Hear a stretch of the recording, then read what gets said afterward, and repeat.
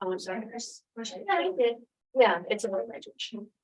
Mary Ann That's fine. can't be, turns out, because the play was later than. She thought it was at 6 and it's at 7:30, so. Wow. I'll let you know. Right.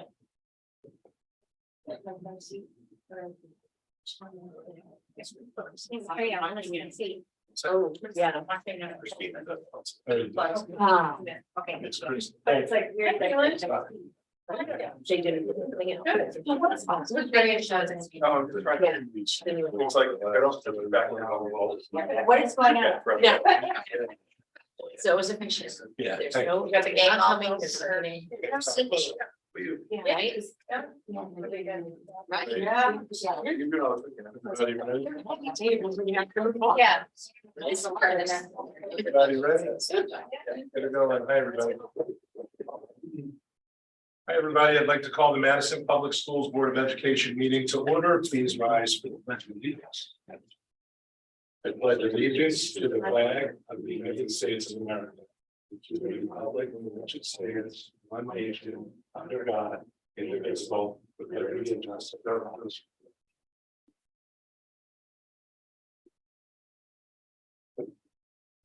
Thank you. We are a couple guys down tonight. Mary Ann is attending a Olsen event that her grandchild is performing in. Christina said that she would not be able to make this as well. So we've got 7. Item number 2, school community session, public participation. Sure. Please. All right, good evening. For anyone in person or online, the board welcomes public comment at our meetings. When speaking, we ask that people state their name and their address. Comments are limited to 3 minutes in order to assure that everyone who is interested has an opportunity to speak. I will let you know when your time is up. We're happy to hear from our community, but it should not be expected at a meeting that the board will respond. It's not a time for public discussion. If necessary, the member of the public will be contacted separately for follow-up. We don't have anyone here in public. Is there anyone online who'd like to speak? No, thank you. Okay, thank you. Live Ed student representatives report, Eli. Yeah, just me. The sole rep tonight. Yeah. So spring sports have started for all the sports teams, which also means that trimester 3 has started. It's very exciting. I know in my math class, we have a countdown of how many days are left, and I definitely look at it every day to make sure that the number's going down. We're almost done. Last week and the week before, I think, was the SAT for juniors, meaning I took my SAT. I mean, not a very fun experience, but it's not meant to be a fun experience. And it was the first time we did it on computers. And although there were some problems, I think that was probably to be expected. Computers have problems and that's all right. But I think for the most part, it went well. And I think the students took it pretty well. And I think everyone thought it was a good experience. Yesterday, again, for juniors only, we had an assembly where a cognitive psychologist came into the school to talk about goal setting and how we can kind of change our mindset to better serve our emotions after a result. and talked about stress versus anxiety. And so, yeah, it was a good experience. Also, April vacation's coming up, probably the most exciting thing on this list. A group of seniors are going to Greece with Mr. Glasser, Miss Kennedy, and Mr. Rice, and they're gonna go to Athens and stop around some towns and just really embrace themselves in the culture of Greece, because it's so different from our own. Say Something Week is this week, which is led by Miss Brown, who is a science teacher at our school. And the message, we're going to talk about it in advisory tomorrow, is that if you see someone that is either threatening to hurt themselves or someone else, that you go to a trusted adult or a teacher or anyone that can identify administration and really put a stop to that. So next Tuesday, or not next Tuesday, next Tuesday's break, the Tuesday after that, at 6 p.m. there's a K through 12 art show. Never really liked the art show, because when I was always going to see the artwork of my siblings, and it tended to serve as a reminder that I was never chosen. But I will say that after seeing some of the student artwork from the high school, it truly looks professional, and it's very nice artwork. I don't see your siblings chosen for this student representative. There you go. They're all gonna come. You all excel in your own different ways. Yeah. And you could have years of therapy. Therapy. On April 20th, 21st, and 22nd, the spring play is going on at 7 o'clock. So that's Thursday, Friday, and Saturday, and it's going to be The Lightning Thief.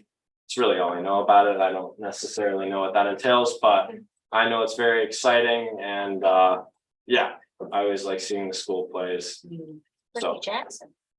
oh, okay. I didn't know that. Another event just for juniors, the Next Generation Science Standard Test, means that I have to go to school 2 hours earlier than every other grade, and take a standardized test. So that's great. And the final thing is that I'll do my best. And final thing is that students are beginning to get recognized for their good deeds by getting awards. I don't necessarily know what that entails either, but more information is to come.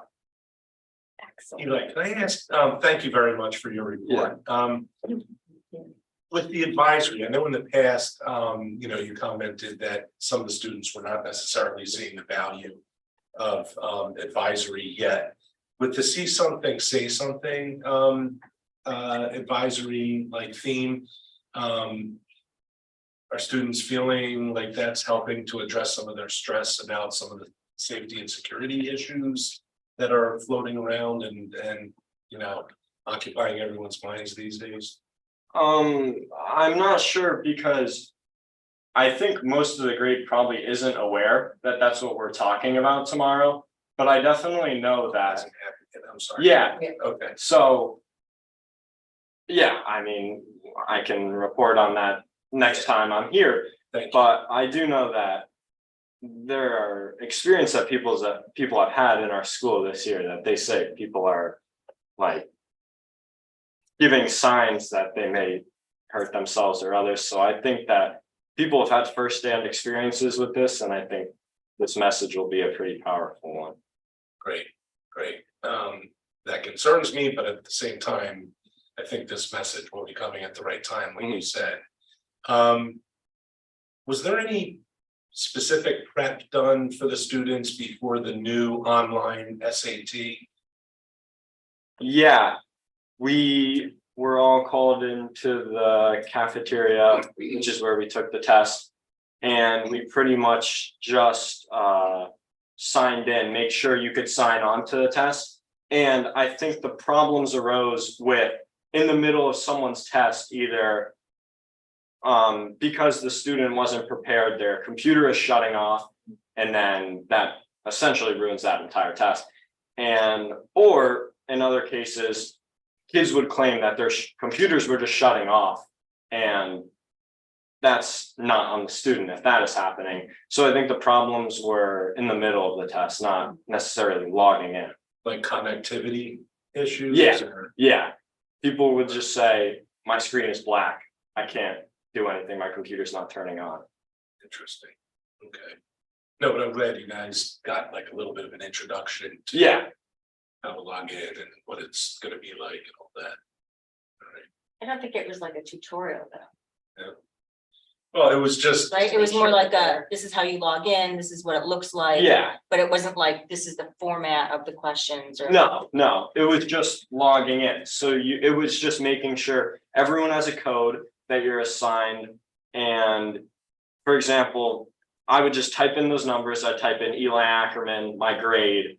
And then it go to a screen that says, is this information right? And it would pretty much repeat the information you put in, you say yes, and then we went back to class. So just a login. Yeah, So was the standardized test, even though it was online, the same as it always has been and what you've been preparing for, like just multiple choice? Yeah. the format, The format was the same. the format was a little different just because it was on the computer, you're scrolling up and down instead of just reading. If it's on paper, you don't really have to touch the paper as much. And I guess there were tools to highlight things. I didn't use them because we weren't really introduced to those. And people definitely kind of dislike the fact that, especially in the reading section, you constantly have to scroll up and down, constantly looking back at the questions because they're scattered all over the passage. So yeah, that was probably the biggest problem with the format. All right, thanks, that's helpful feedback. Eli, some of it just, did it remind you of the SBAC though? Like the SBAC is a lot like that Mhm. too, where you have, Yeah, it Like that when you reminded me more of the SBAC than Yeah. the PSAT, just because the PSAT was on paper, so it did remind me of sounds the like, SBAC. yeah, sounds like. I think the reading sections were longer now. So there was a lot more scrolling back. Well, sure, Yeah. yeah, I mean, yeah, SBAC is fourth grade, so, yeah. Yeah. All right. Any other questions for Eli? We had a hot bench today, asking you lots of Yeah. questions. Thank you for putting up with us. When is the next generation science standard? Yeah, Do they give you a date? it doesn't say, it just says preparing, juniors are preparing for the next generation science standard assessment, so I'm not sure. The exact date. Thank you. Thank you. Right, superintendent's report. Dr. Phil. Thank you, Eli. Thank you. Thank you. I want to thank the Daniel Hand PTO for bringing in the cognitive psychologist. That was I heard that was well received. So a few items for my report tonight. So tomorrow is Paraprofessional Appreciation Day, April 5th. And so we would not be able to deliver our educational program without our paraprofessionals who are so committed and wonderful. I know I've shared multiple times, often when you go in our classrooms, you're not able to immediately tell who's the para and who's the teacher. And I think that's a credit to our paras and our teachers for the work they do. We have paraprofessionals that handle technology for us, special education, regular ed, instructional ed, health aid paras, library paras, and classroom paras, and all of them are so integral to what we do. And also they will fill in for each other. So, across the district, you will see them fill in for each other in their different roles, even in clerical roles and teaching roles. So I'm really thankful to them, and we'll send out a message to them tomorrow. In terms of the budget, as the board knows, we had a $75,000 reduction since the adoption of our budget. We were able to identify $50,000 in savings. I presented that to the board last meeting and provide that memo again. We did meet with the administrative team to try and identify the other 25,000. Of course, one of the first places we looked was going back to our list of asks. And so if we were to eliminate from that list, though, it would have meant taking away the graduation screen or Fab Lab supplies, or planning cycle maintenance funds, which we know we need. We are fortunate that we believe we have confirmed an upcoming retirement, and that will allow us to hire unexpectedly at a lower rate. And so we're in the process of finalizing that. So I hope that next meeting or the first meeting in May, I'll be able to finalize that reduction. I've worked with the town. Stacy Novitz, our finance director, is well aware that you know, we don't have the $25,000 finalized, and that will need to go back to the board, of course, as well, before we finalize the budget. But she said that we have done that in the past, just you know, have funds that weren't identified in that, and then so we'll be bringing this back to the board for a formal vote as soon as we have the full $75,000 identified. Can I ask about that procedurally? My understanding is because the Board of Finance voted on that reduction, that we don't need to vote on that again. We would need to vote. I would feel, since the board sets the broad categories, that you would need to know what categories it's coming from. You don't need to vote to send it to the board, but to the Board of Finance, but like I wouldn't take the $75,000 out of something without the board's, you know, approval on that. Okay, so it'd be a vote for internal board purposes Correct. to direct you to Yes. go ahead and reduce some of those areas. Exactly. Yeah, okay. Yeah. Thank you. Thanks for. No problem.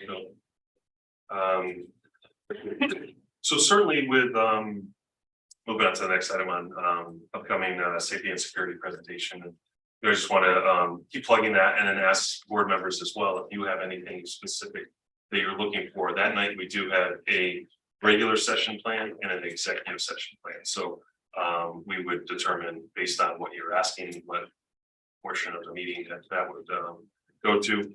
Executive safety is a allowable executive session topic because that is something that we want to keep, you know, within the administration board's knowledge. But there is a lot we share in each start of each school year. I am typically sharing with the community what upgrades we do, because that's funding that the board supports and supplies each year.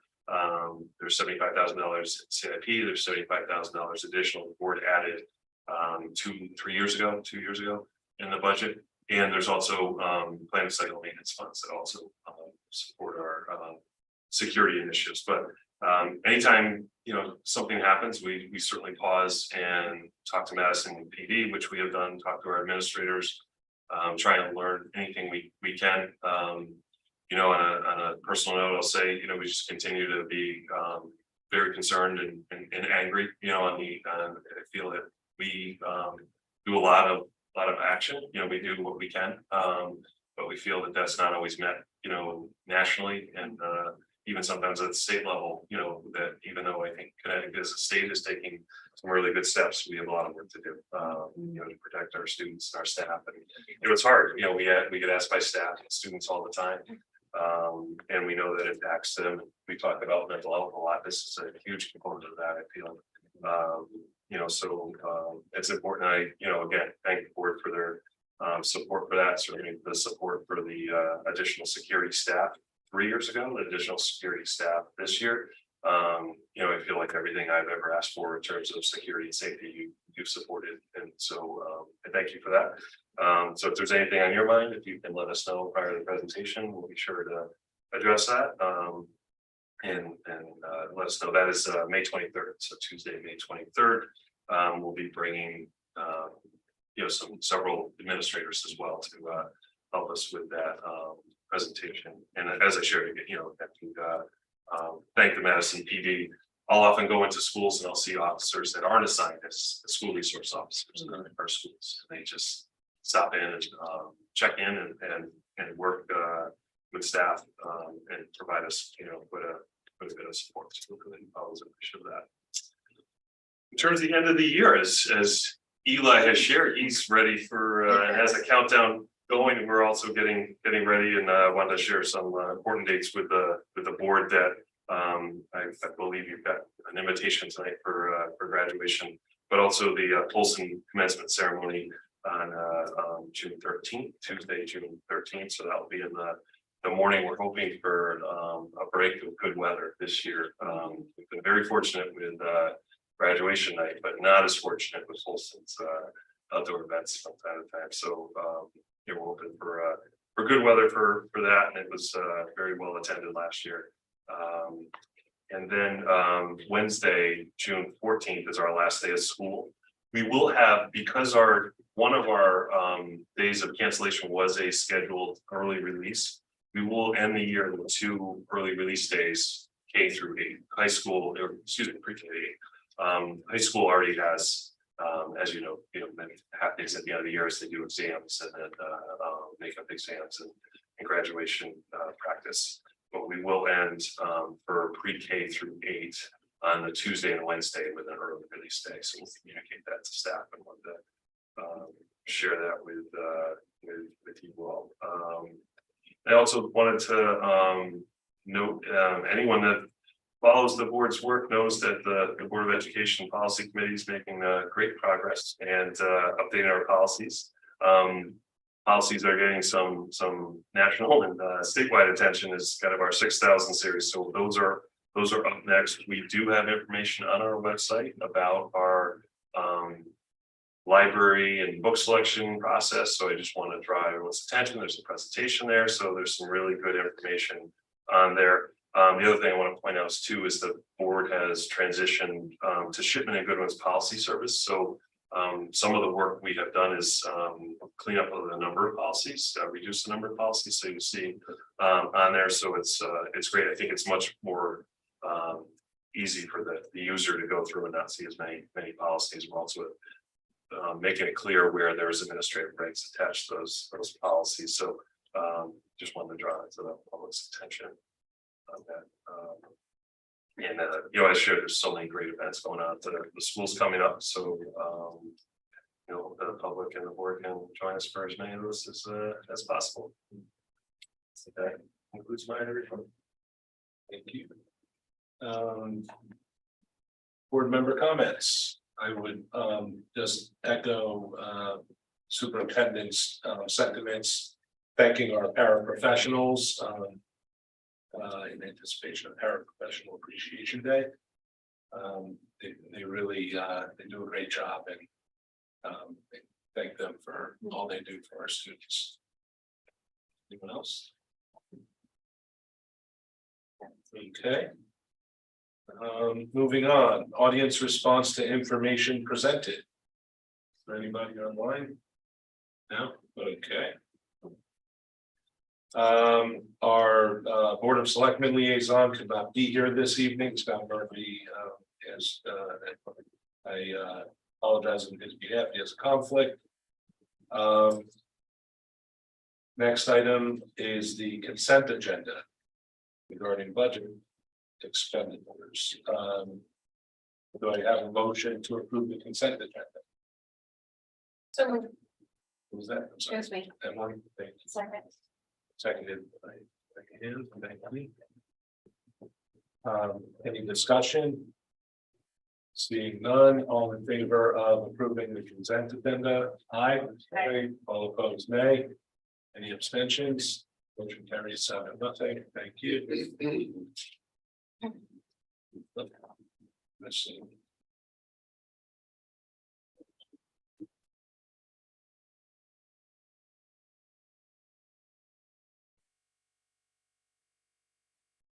Okay, board, committee and liaison updates.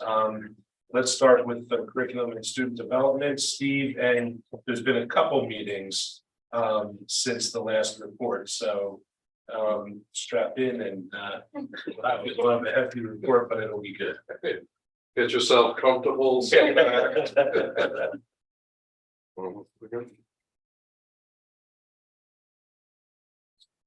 So the first meeting I'll report on is our March 21st meeting. It was attended by members of the committee, Kathy, Mary Ann, Colleen, myself, also present Dr. Cook and Gail.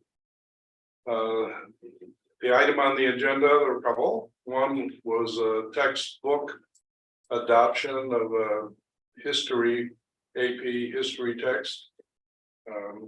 Called Give Me Liberty. The presentation was that this textbook, as with others, has gone through the textbook adoption process reviewed by teachers, students, department heads. The text is being recommended as is both challenging, has an online component, and the proper balance between historical narrative and preparation for the AP exam. It is noted that the district has moved away from using textbooks as the primary source to more teacher-developed curriculum. However, AP courses are the exception to that. Second item on the agenda on that day was a report from the Brown principal and Polson principals and our director of special education on the focus school response plan. That was a very comprehensive presentation. The presentation focused on the response plan to the accountability index and strategies of both Brown and Polson to move off of a category 4 as a focus school. Both Brown and Polson were identified in the 2017-18 school year for the high needs subgroup, falling in the bottom 10% of those groups, respectively. For Polson, this was in the area of English language arts for the high needs subgroup, and for Brown, it was the area of math. To exit the focus status, the school needs to demonstrate growth in 2 years out of 3. Both schools presented 5 areas of response as follows: reallocation of resources, training of teachers, student test familiarity, examination of the standards, and accommodation determination, which students and what accommodations they were eligible for. Each school currently has 1 year credit toward the 2 out of 3 growth years, and both principals express confidence that they are on track for exiting focus status based upon their school data. The response plan that they developed has resulted in increased participation of special education staff in general education meetings, data teams, and trainings. Coaches are working with teachers on appropriate goal setting and instructional strategies. Teacher teams are analyzing the questions and areas students seem to be struggling with and adjusting instruction. And students are being involved in understanding their own targets and tracking their own progress. Board member comments centered on questions regarding the test-taking culture and commendation for involving the coaches more in supporting the special education staff. There was no public comment and the meeting adjourned at 6:35. Before you move on to the next meeting, does anyone have any questions or comments on that meetings for this? Yes. So, I was reviewing the APUSH textbook. And I noticed that they release a new edition every 3 years. And 2023 would be the release edition. I actually emailed the publisher, but they didn't get back to me. So I was wondering, the text that they're requesting, are they requesting the 2020 version or the newest version that's coming out? It's a good question. Yeah, so they paused, we were going to bring that textbook up before the committee. The prior session, and we held off for that very reason, looking at the 2023 publishing. And the committee found out that it wasn't coming out yet. They desperately need the books. They went with the 2020. That's still on the AP approved list, which is very specific and short as to what textbooks are on that list. So when is the 2023 going to come out? Do you know? I do not know. But the status of the books and the texts that are currently being used are pretty abysmal. So the team recommended going for them. But that is why they paused. Is there like a significant discount because we're getting the 2020 version and not the 2023? There's never a discount. You would think that there would be. Yeah. I guess I'm just wondering then, because we don't often update the textbooks. I think the current version is what year, 2000? It's very dated. Yeah, it's old. Yeah. So I'm just wondering, like, if there isn't that long of a wait, why wouldn't we go with the 2023 version? I think they felt that the differences between the two editions would not be as significant. I think they looked at it, and they did pause to get more information. I can check into it a bit more and ask Pete more information about that, if I'm that's just, all. I think I would like to know that, before voting on it, because if we're not gonna update this textbook for another 8 years or something, then getting the newest edition, I think would be the best bet. But I don't know if they had a chance to really review the newest version since it's not released yet. And would their decision change? That was their thinking of why they paused it. That is why they paused it. I will say, one of the reasons why the current book is so outdated was because of the pandemic. That would have come up in refreshing during the pandemic. So it's not typical that our AP textbooks go for that long. Before there is a current adoption, and part of that is AP itself doesn't allow that to happen. I mean, there weren't, from what I saw, I didn't get to look through that many chapters, but I did look at a few. I know. And there weren't, a huge amount of changes, but the changes that they made, I mean, they were significant enough. It was more. It was more of like a rewording of things and deciding, I don't know if anyone else looked at the textbook. We But some of rely on you for that, man. It was interesting, I don't know. But I guess I just would really like to know because, Okay. I can get back to you in the next meeting on that. It would involve tabling one of our action items, like, because one of the action items is the adoption of that book, but we could delay that, table it. and just for another question, if we did table it and then we vote on it the next time. And say that we go with the 2020 version, like what is the delay in the ordering and the receiving? Is there like a significant amount of time? I don't know if you know. So all of my orders have to go in by the end of June, usually by mid-June. And the textbooks usually arrive during the first of the summer, so it should be fine. And never. So either way, it's not gonna affect this year, it's just gonna be for next year for fall. So then this won't really delay it. Yeah. Okay, thank you. Sure. I also had a question about, going back to the presentation on that day. The members present members of the committee seemed pretty happy with the 5 different points that the 2 schools were working on as an proactive plan to try and raise those schools' profiles. And one of them that achieved a good bit of success was just overall better achievement on the standardized tests.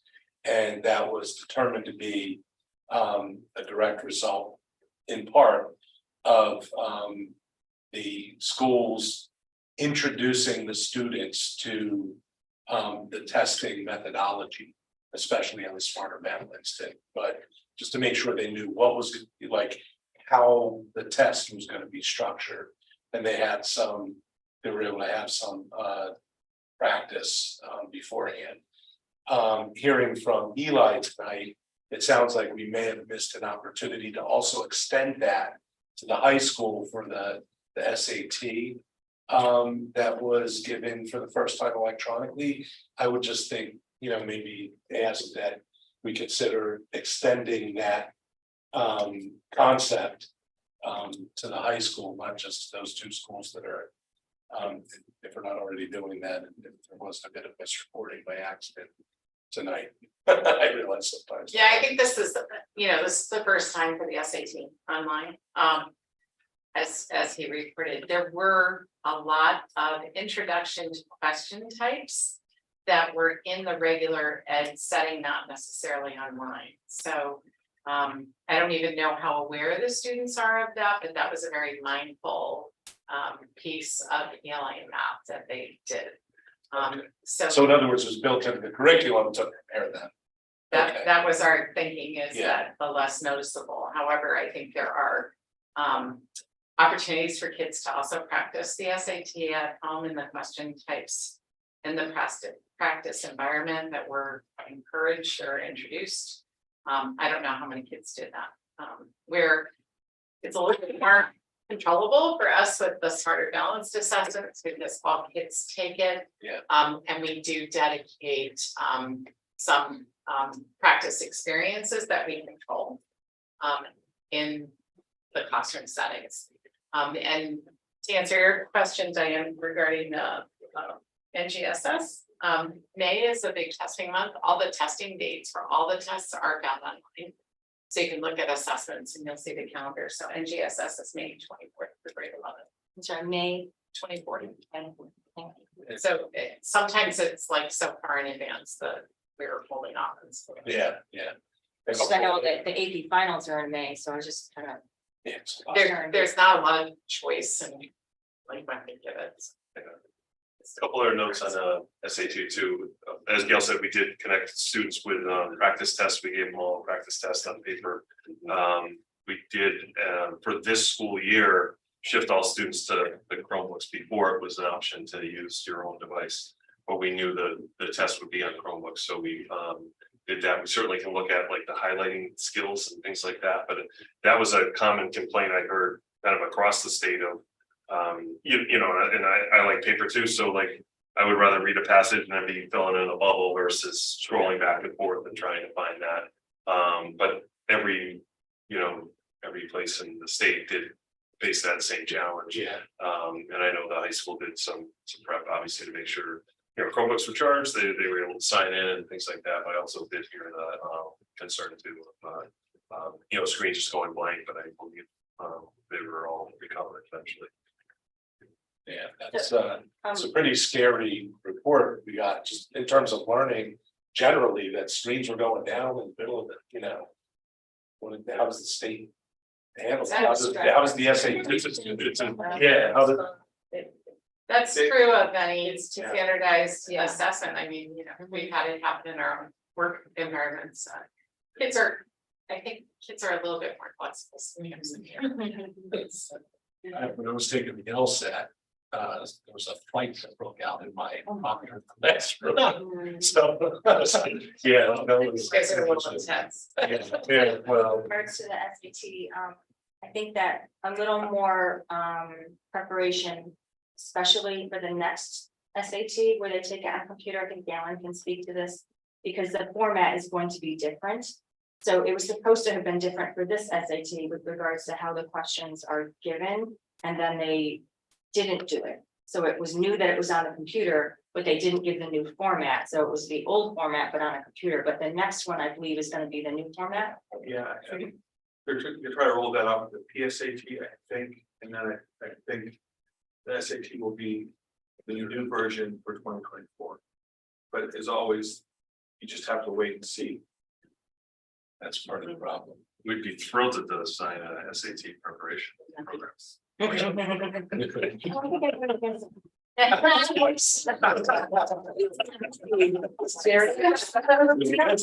goes against. Of course, but I mean, like. I know, I know what you're saying. Just to get them aware of the format and how it's going to be. I know that, they gave links of how you can go practice it yourself, but not all the students are gonna do that, but it would be nice to have them a little more prepared because a lot of the test is taking the test and not necessarily what you know. Yeah. And I think, if you get the students to be familiar with that, it gives them, a big boost. But it does get a little tricky, which is why I think you wanted to do Saturdays, is because not everybody takes the SAT. And so using instructional time to do that makes it tricky, which is why I think that. And a lot more students are opting not to take it because a lot of schools are not requiring it now. So to have everybody have to kind of go through training on how to do that, it uses up instructional time that Yeah. it could use for instruction. Which doesn't, it impacts our scores, I think, as well. Many, if not, close to all of our students do take the SAT at least before or after, and so oftentimes they've achieved the score that they're happy with, and the school day is maybe not their primary focus. And then just hand in hand with that is also, I know that Eli can have a dry sense of humor.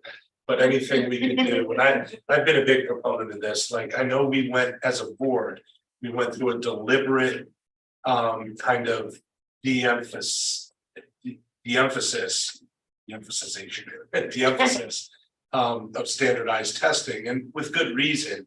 And I think while we maintain some of the healthy skepticism about the proper place that standardized testing should have, we also have had, I think, an evolution of thought as a board where we still feel like we have to remain practical and recognize that it still is helpful for our students to be able to show what they know.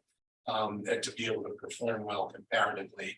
And we've all talked about this before. So I think another thing is just if we can continue to work on ways to keep students dialed in, even though May is filled with tests. And some of these tests have more or less value to a particular student than others.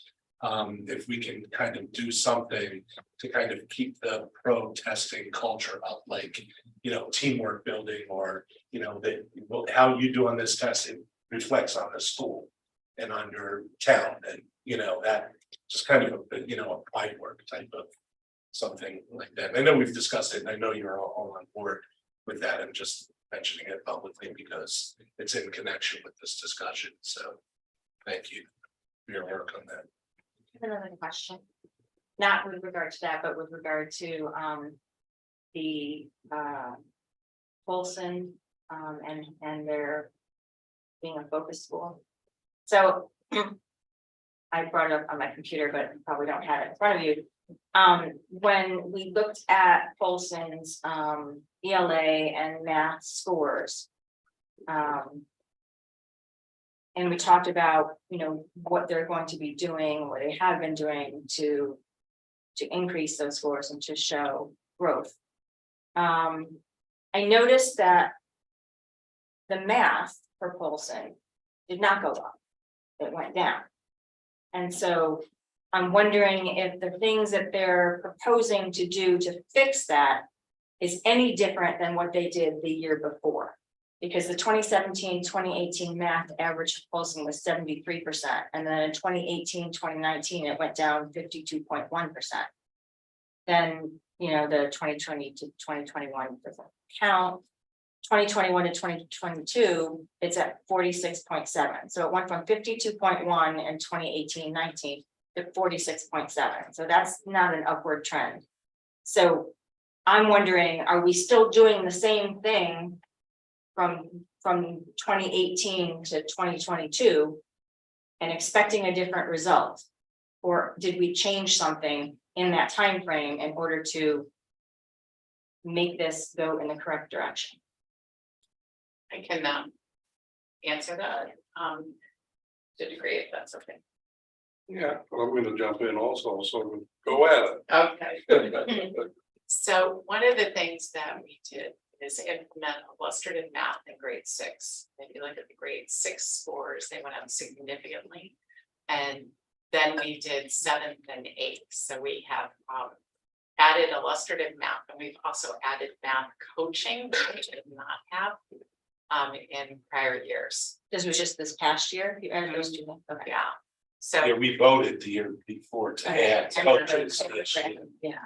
which has proven to be pretty effective in all areas. So I think that in itself is a huge commitment.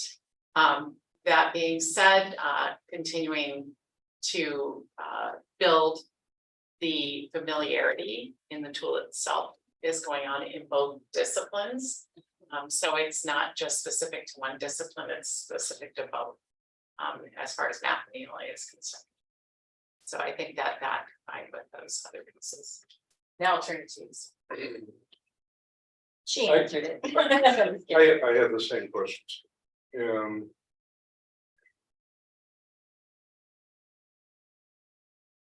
part of what I think people need to understand, and you know, is that we're looking at primarily a high needs subgroup.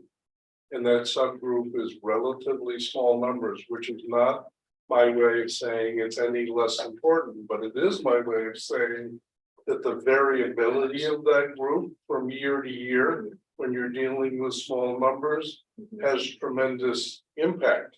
So, you know, the general public looks at it and goes, the overall program is weak, which is not an appropriate interpretation based on the data. What they should be looking at, and we should be looking at, is what is happening with that high needs subgroup?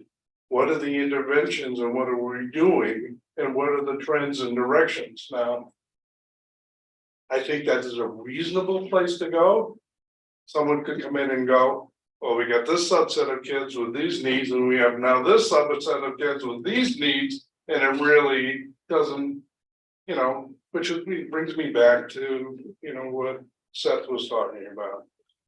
Anybody who does testing, it's just a good practice to familiarize the kids with the test. That always brings a certain percentage of your test scores up. So of the 5 things that are happening, you know, that one's an easy and it just makes sense. The ones that impressed me more were more systemic, and I think, you know, Kathy would agree. We're looking at it and go, there clearly is a design here that is different in terms of the involvement of special education staff with the gen ed staff and the curriculum and the coaches and the data teams, you know, those kinds of systemic cultural shifts.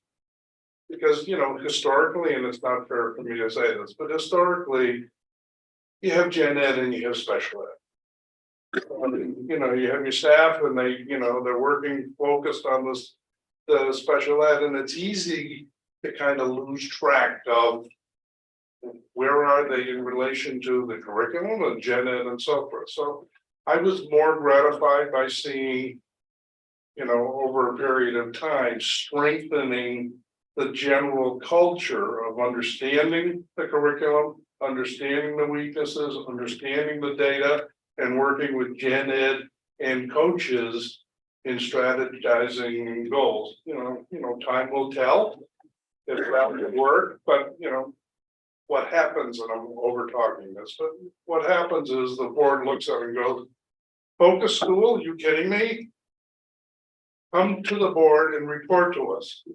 They get nervous, they come to the board and they report to us. And they go, we're doing this, this, this, and this. Some of those are structural, and I'm going, well, those will help.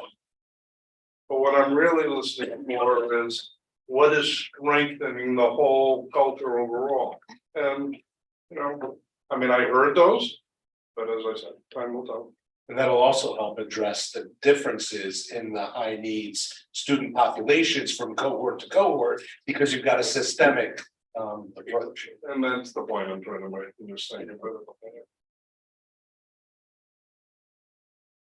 Any other questions for that?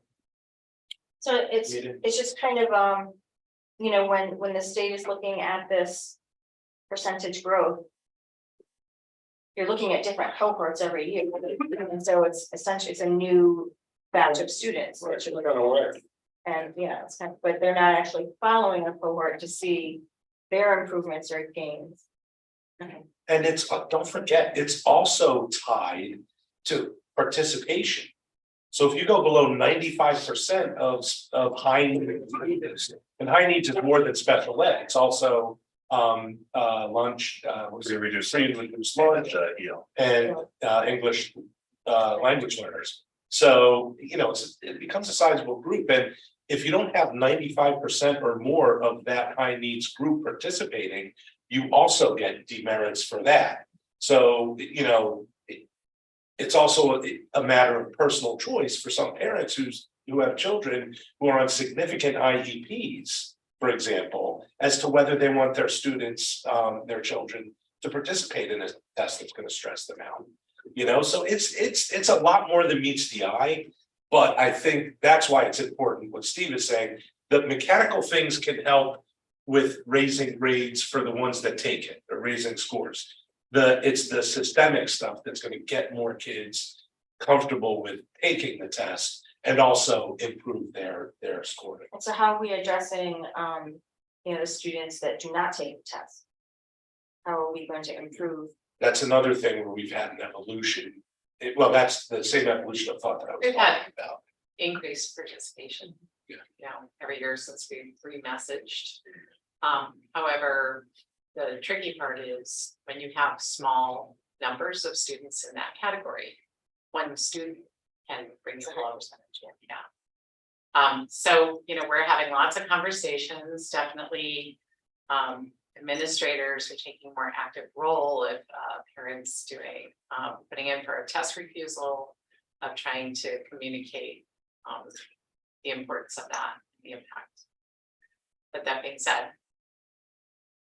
Still students' choice, yeah. And to the degree to which students supported in taking that measure seriously, if in fact. There's a change of permissiveness to take it, so. Is there anything that the board can do? I think. The biggest things that the board has done has been to help us to. Purchase programs like illustrative math, engage in training.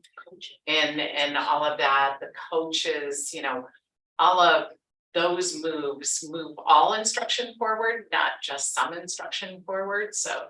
I would say that those are huge commitments and supports. I think as far as parental determinations. I think we've seen a sizable shift, especially in grade 8, for participation. So I don't know if there's anything the board can do other than just kind of communicate to neighbors and say, it'd be really helpful if everybody takes it seriously. And Well, I think probably a lot of people don't know about the participation rate and how it affects the overall rating of schools. And so that's sort of a publicity thing. yeah, I think we put that in our letters. Yeah, the Yeah. letters would come out from principals. And like I said, we're taking a personal approach to reaching out. So. Thank you. Yeah, thank you. Some of this stuff is uncomfortable to talk about, but it's important, and thank you. This is all against the backdrop of us recognizing that you're working hard behind the scenes to get it done, and you take it just as seriously, if not more, than the board does, and we greatly appreciate your efforts and the school's efforts. Okay. Ready for the Next meeting. Let's see if that gets sparked. Not as controversial. Okay, today's curriculum and student development committee meeting. It began at 7:30, 5:30 rather. And members present, Kathy Miller and myself. Also present, Seth, Dr. Cook, and Gail. The agenda items were. Once again, textbook adoptions, and this was from the World Language Department, and the presenter was Jennifer Gluzzi. One that, they were interesting. One in particular of great interest was the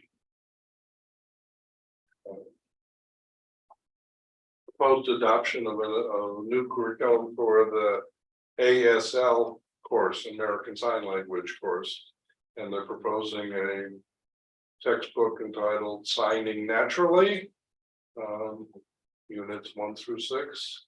They characterize it as a curriculum that is rich in visual representation and also includes a digital video component that can be adopted on the current Promethean boards within the classroom. And there was some discussion on board members and others in terms of the opportunities for students to interact with people of the deaf community, and some aspect of that seems to be part of the presentation of the course.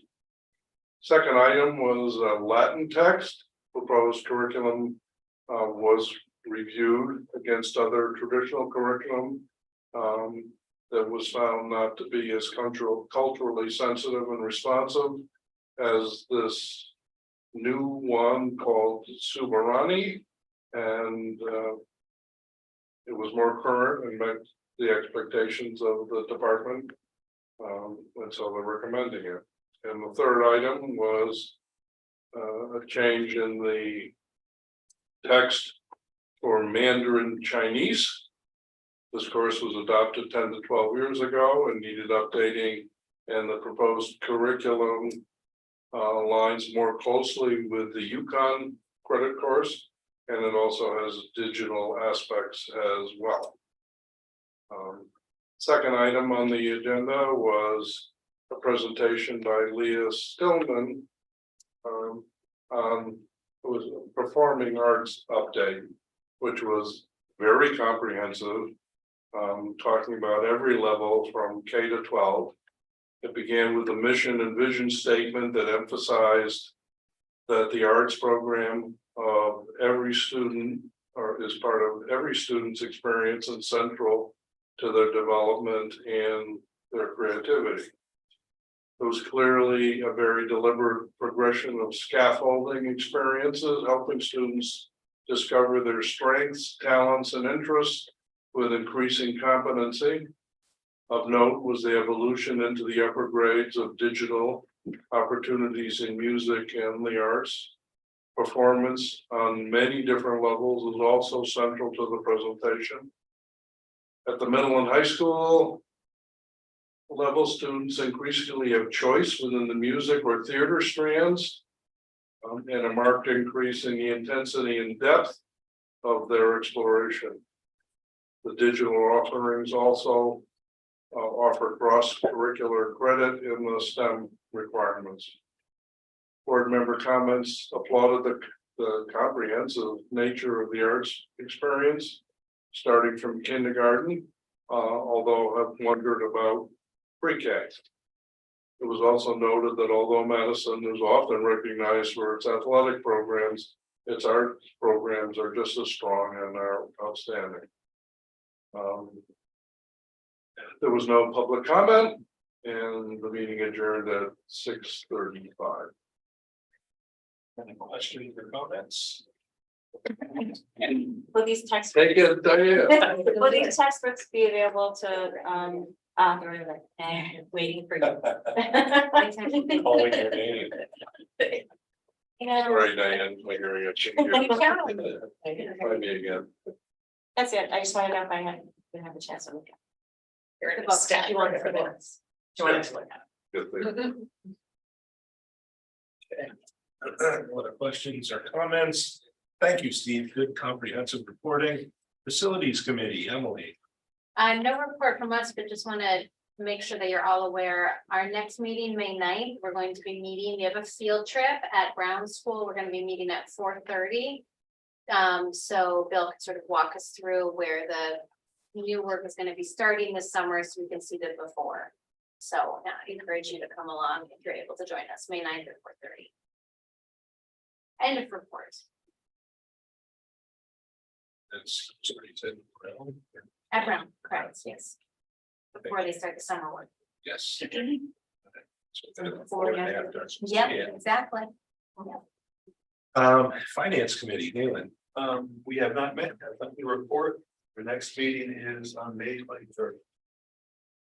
Thank you. Personnel Committee, Maureen. We have not met either. Thank you. Policy Committee, Diane. We met on March 21st. We had, policy notes from Chip and a good one as always. We did not make a lot of progress, but we did have excellent discussions. You will see in our packet tonight, first reads for policies 4241, absence of school staff, and policy 4300, recognition of service awards. Those are first reads tonight and no action. There are no action items for tonight. And we will be discussing again some policies that will go back on the agenda. We're right now sort of in the 9,000 series, which is our board. What's the word I'm looking for? Bylaws. Thank you. Bylaws. But we do have a lot of work to do in the 5,000 series and a few stragglers in the 4,000 series. So we're gonna try to throw some 5,000 in, I think, maybe. I got a list for you, so. But we are sort of focusing on the 9,000 series, but if anyone has any policy that's really irking you, let me know and we can add it to the agenda. And that's end of the report. Thank you. Any questions or comments? Thank you. Mary Ann can't be with us this evening. She's attending an event at Polson. And she asked me to mention that, God bless you, she has attended a learn meeting since our last report. And she will report on that at our next meeting. And the Town Marijuana Advisory Committee, she didn't really have a report, but she wanted me to remind everybody that there's a public hearing on April 24th. If you want to make your voice heard on marijuana sale And survey. in town. And she also wanted me to, remind everybody that there's a survey. Is it available now? Yes. Available now online if you want to have input as well. So that's on the town website. Okay, thanks for the reports, everybody. Next is our action item, motion to adopt AP US History textbook, Give Me Liberty, and I am looking for a motion to table that action item. So, Diane, second, motion to table. Second, Ms. Kathy, thank you. Okay, any discussion on that? Any further discussion? Seeing none, all in favor of tabling, aye. All opposed, nay. Abstentions, motion carries 7-0. To table. Thank you. Action item 12, motion to approve the minutes of the March 7th, 2023 Board of Ed meeting. So That's from Diane, second by I'll second that. Emily, thank you. Any corrections or discussion on the minutes? Seeing none, no discussion, all in favor, aye. All opposed, nay. Any abstentions? Motion carries 7-0. Thank you. Action item 13, motion to approve the minutes of the March 21st, 2023 Board of Ed meeting, which, as you will recall, was a presentation on special education. Do I have a motion? From Maureen, second. seconded by Diane. Thank you. Any discussion on that minutes from that meeting? Discussion. I'd just like to thank the special education folks again, and Liz and all of the school representatives for that great presentation. Any further discussion? All in favor of approving the minutes of March 21st meeting, say aye. Aye. Opposed, nay. Any abstentions? Motion carries 7-0. Does anyone have any future agenda items they'd like to see on the meeting? Seeing none. Meetings and dates of importance are attached, including our meetings coming up. I need a motion to adjourn. So moved. He has to go read those books. Second, Maureen. You pick on me. You're relying on you to read these, thank you. All right, so that would be to adjourn at 8:35, sorry. Any discussion? No, all in favor of adjourning?